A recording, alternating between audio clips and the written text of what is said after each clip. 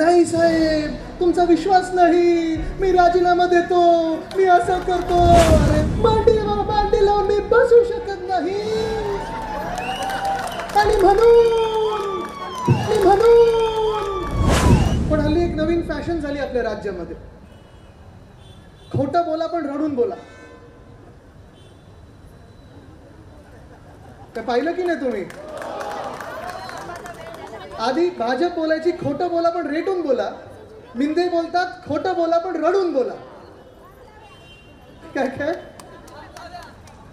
नाही, काल मला वाटतं एवढ्यासाठीच त्यांनी अधिवेशन घेतलं होतं की मुलांनी सांगितलं की माझे वडील किती अपयशी आहे ते त्यांना तोंडाने लोकांसमोर सांगायला हे एवढंच अधिवेशन होतं.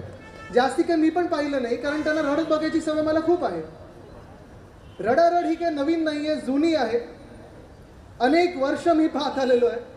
काही झालं की डोळ्यातून अश्रू काढायचे, रडायचं आणि जे काही पाहिजे ते मिळवायचं. पण आता लोक हे ओळखून आहेत, तुम्ही आम्ही सगळे ओळखून आहेत. किती उदाहरणं देऊ तुम्हाला.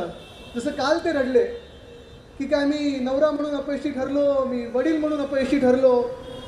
2-3 दिवसांनी बोलतील आता मी घटनाबाह्य मुख्यमंत्री म्हणून अपयशी ठरलो, शिवसैनिक म्हणून अपयशी ठरलातच.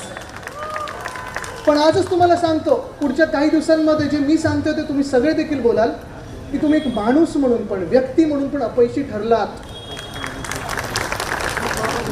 ज्या व्यक्तीने तुम्हाला सगळं काही दिलं, ज्या नेत्याने तुम्हाला सगळं काही दिलं, ज्या परिवाराने तुम्हाला सगळं काही दिलं, ज्या पक्षाने तुम्हाला सगळं काही दिलं, त्याच व्यक्तीचे बाप चोरायला निघालात तुम्ही, त्याच व्यक्तीचा पक्ष चोरायला निघालात तुम्ही, त्याच व्यक्तीचं इमान चोरायला निघालात तुम्ही, सगळं काही चोरण्याचा प्रयत्न केला. पण आज पण तुम्हाला सांगतो मी, ह्या महाराष्ट्रातून 2 गोष्टी पुसू जाऊ शकत नाहीत. एक म्हणजे उद्धव साहेबांनी केलेलं मुख्यमंत्री म्हणून असलेलं काम, आणि दुसरं म्हणजे तुमच्या माथेवर गद्दार, बापचोर, पक्षचोर लिहिलेला तो शिक्का आहे, तो कोणी पुसू शकत नाही.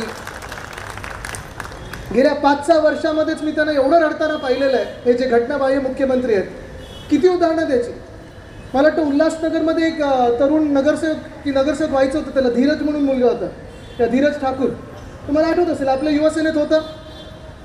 खासदारकीसाठी कल्याणमध्ये त्यांनी खूप मेहनत घेतली, जीव की प्राण पूर्णपणे दिवस रात्र मेहनत करून मला वाटतं तिथे आता जायला लागलं त्यांना.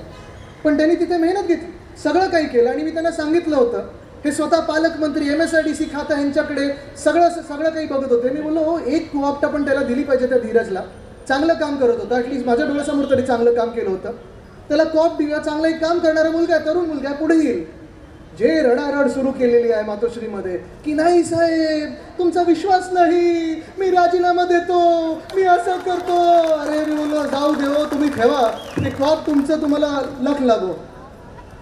तसंच अजून एक मला वाटतं, इकडचे आता जे मला हल्ली शिवाय देत असतात, आपल्यात काही वर्षापूर्वी आले होते, त्यांना तिकीट द्यायचं होतं, शहरातलं तिकीट त्यांना द्यायचं होतं. उद्धव साहेबांनी ठरवलं चला त्यांना तिकीट देऊया. मी पाहिलं एकदा उद्धव साहेबांसमोर हे पण रडतात, ते पण रडतात, एकामेकांशी परत रडारड. एवढंच काय, कल्याणमध्ये तर ते नाटक सगळं केलं होतं ना, मांडीवर मांडी लावून मी बसू शकत नाही. आणि म्हणून अरे बापरे, मी बोललो काय प्रकार आहे, काय प्रकार आहे. आणि 20 मे 2022च्या दिवशी पण वर्षा बंगल्यामध्ये पण येऊन उद्धव साहेबांसमोर असेच रडले होते की मला तुम्ही ह्याच्यातून वाचवा, मला भाजपा आत टाकेल, मला जेलमध्ये टाकेल, आता जेलमध्ये जाण्याचं वय नाही, अमुक नाही, तमुक नाही. बरोबर 1 महिन्यात ते गेले भाजपामध्ये, पक्ष चोरण्याचा आपला पूर्ण प्रयत्न केला आणि घटनाबाह्य मुख्यमंत्री म्हणून आज अवकाळी सरकार आपल्या डोक्यावर बसवलेलं आहे. पण आज सवाल हा येतो, सगळं काही तुमच्याकडे असताना तुम्ही रडत आहात, सगळं काही वरपासून खालपर्यंत सगळे यंत्रणा तुम्ही तुमच्या हातात घेतलेली आहे. पोलिसांना तुम्ही वापरताय आमच्या सामान्य नागरिकांना, आमच्या सामान्य शिवसैनिकांना छळण्यासाठी. ED, IT, CBIचा पुरेपूर वापर करत आहेत, दादागिरी करत आहेत. काल तर एक तो कोल्हापूरमधला गद्दार गुंड ज्याने एका मुलीच्या घरात घुसून तिच्या आई वडिलांना मारण्याचा प्रयत्न केला, तिला मारण्याचा प्रयत्न केला, त्या गद्दार गुंडाचे 50 फुटाचे होर्डिंग, वंदनीय हिंदू सम्राट बाळासाहेब ठाकरेंपेक्षा मोठे होर्डिंग कटआउट त्यांनी तिथे लावले होते. क्षीरसागर त्याचं नाव. हे असं यांचं राज्य चाललेलं आहे.